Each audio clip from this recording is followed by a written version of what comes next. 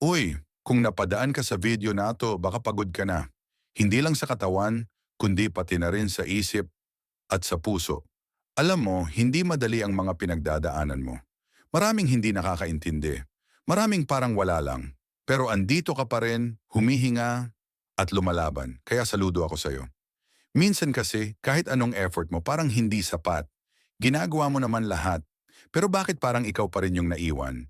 Yung hindi napansin? Yung hindi pinili?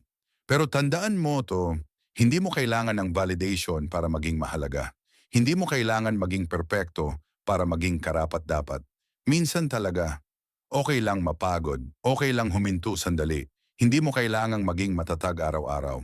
Hindi mo kailangang ngumiti kung ang bigat na ng loob mo. Pahinga ka muna, hindi dahil sumusuko ka, kundi dahil lumalaban ka araw-araw. Yung simpleng pagbangon mo kanina, achievement na yon. Yung pagpasok mo kahit tinatamad ka, hindi malit na bagay yon.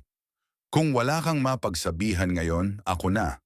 Ako na yung boses na magsasabi sa'yo. Deserve mong maging masaya, deserve mong mapagod at magpahinga. Hindi mo kailangang laging malakas. Yung totoo, kahit mga pinakamatatapang tao, napapagod din. Pero alam mo ang maganda, araw-araw may bagong simula. Kahit gaano kabigat ang gabi, darating din ang umaga. Hindi mo kailangan tapusin lahat ngayon. Isa-isa lang, hakbang lang, kahit mabagal basta tuloy. Kahit walang pumupuri sa ginagawa mo, kahit walang nakakakita ng effort mo, nandito ako para sabihin, proud ako sa'yo. Kaya ngayong gabi, huminga ka ng malalim. Ilabas mo lahat ng bigat.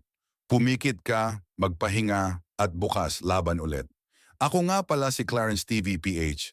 At kung kailangan mo ng pahinga, balikan mo lang tong video, andito lang ako.